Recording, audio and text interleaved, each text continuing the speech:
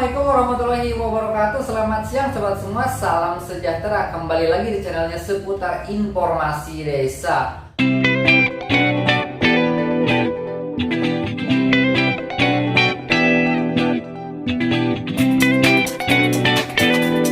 Oke sobat, pada saat ini masih banyak terdapat perangkat desa yang diberhentikan atau dipecat oleh kepala desa tanpa proses, tanpa prosedur, tanpa mekanisme yang jelas. Padahal kita ketahui ya, di Undang-Undang Nomor 6 Tahun 2014 sudah tertera, tercantum dengan jelas seperti apa pengangkatan dan pemberhentian perangkat desa. Nah, pada tahun 2020 Menteri Dalam Negeri juga Bapak Tito Karnavian menegaskan melalui surat edaran, dan itu bersifatnya sangat penting ya. Seperti apa mekanisme pengangkatan dan pemberhentian perangkat desa ini, ditunjukkan surat ini kepada kabupaten atau bupati atau wali kota di seluruh Indonesia yang harus melaksanakan pembinaan kepada kepala desa. Nah, itu seperti itu ya. Oke, seperti apa surat edaran ini kita lihat ya. Oke kawan-kawan, pada surat edaran ini sudah jelas ya, di sini nomornya 141/4268/SJ. Sifatnya itu kita lihat ini sangat penting. Nah, di sini juga kita lihat ya, sifatnya itu sangat penting. Lampirannya itu atau halnya ini pembinaan dan pengawasan penyelenggaraan pemerintahan desa. Nah, ini ditunjukkan kepada bupati atau wali kota di seluruh Indonesia ini pada tahun 2020 ya. Oke, kita akan bacakan. Sehubungan dengan meningkatnya intensitas pengaduan terkait tindakan kepala desa memberhentikan perangkat desa di luar ketentuan peraturan perundang-undangan yang berdampak terhadap banyaknya sengketa tata usaha negara atau PTUN antara kepala desa dan perangkat desa sehingga berpotensi mengganggu kelancaran penyelenggaraan pemerintahan desa bersama ini, disampaikan hal-hal berikut. Nah, jadi di sini ada dasarnya ya. Jadi banyaknya terdapat sengketa antara kepala desa dan perangkat desa di PTUN. Oke, lanjut ya. Yang pertama ini poinnya ya.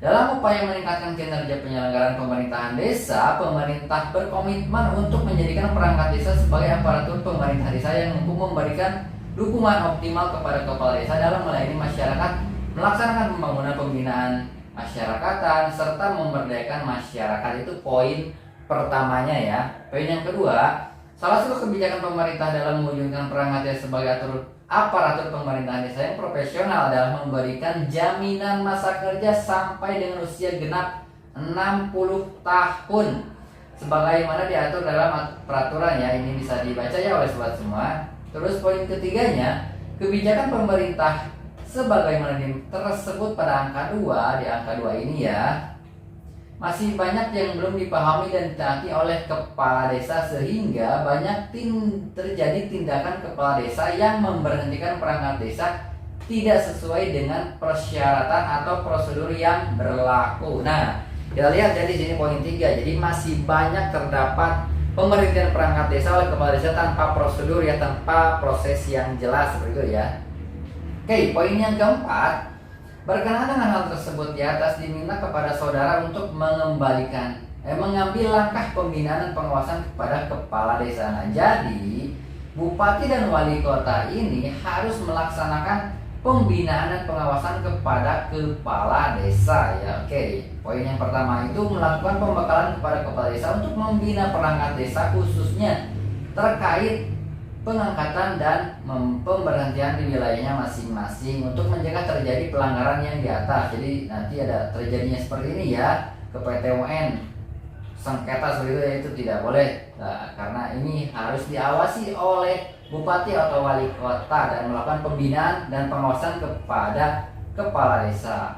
Oke, yang kedua ini menegaskan kepada kepala desa untuk mempedomani ketentuan tentang pemberhentian perangkat desa sebagaimana diatur dalam pasal 53 dan seterusnya. Oke, yang pertama itu perangkat desa berhenti karena alasan yang pertama meninggal dunia sudah jelas, permintaan sendiri atau diberhentikan karena. Nah, diberhentikan ini kita lihat ya di poin C-nya ini. Usia genap 60 tahun, dinyatakan sebagai terpidana yang diancam dengan pidana paling singkat 5 tahun berdasarkan putusan pengadilan. berhalangan tetap, tidak lagi memenuhi persyaratan sebagai perangkat desa dan melanggar larangan sebagai perangkat desa. Oke, itu poin C-nya ya. Kita lihat ya, ada 5 poin seperti itu ya. Jadi harus dilakukan proses ataupun mekanisme yang jelas, prosedur yang jelas seperti apa memberhentikan perangkat desa itu ya. Oke. Poin C yang menegaskan kepala desa bahwa tidak dapat memberhentikan perangkat desa di luar ketentuan sebagaimana tersebut pada huruf B. Nah, di huruf B ini ya. Huruf B ini ya. Jadi di sini poin-poinnya. Jadi menegaskan kembali ya di surat ini kepada kepala desa bahwa tidak bisa memberhentikan perangkat desa tanpa prosedur, tanpa mekanisme yang jelas atau tanpa alasannya atau sebab ya seperti itu ya. Oke. Poin apa tadi ya? Poin D-nya memberikan sanksi kepada kepala desa yang tidak melaksanakan kewajiban untuk mentaati menegakkan peraturan perundang-undangan. Nah, jadi poin D di sini ya, harus memberikan sanksi. Siapa yang memberikan sanksi ya? Tentunya bupati atau wali kota yang ditunjuk ataupun surat ini ditujukan kepada siapa. Nah, jadi bupati atau wali kota bisa memberikan sanksi kepada kepala desa apabila kepala desa tersebut memberhentikan perangkat desa tanpa prosedur ya. Jadi sudah jelas, sudah sangat tegas sekali di sini ya surat edaran ini ya. Oke. Poin mana tuh ya? Lupa lagi. Poin 5-nya melaporkan hasil pelaksanaan pembinaan pengawasan sebagaimana tersebut pada angka 4 di atas kepada Menteri Dalam Negeri melalui Direktorat Jenderal Bina Pemdes. Nah, sudah ya. Oke sobat, nah seperti itu ya. Jadi sudah ditegaskan kembali ya, pemberhentian perangkat desa itu harus melalui prosedur ya. Sudah sangat tegas sekali ya di undang-undang dan surat edaran menteri ini. Oke sobat, jadi apabila sobat ada yang merasa perangkat desa diberhentikan tanpa prosedur, silahkan lapor ke bupati ataupun wali kota bersangkutan, sehingga bupati ataupun wali kota yang ada di daerah masing-masing bisa memberikan ketegasan atau memberikan sanksi kepada kepala desa tersebut. Oke sobat, demikian informasinya, mudah-mudahan bermanfaat. Silahkan dukung channelnya ya.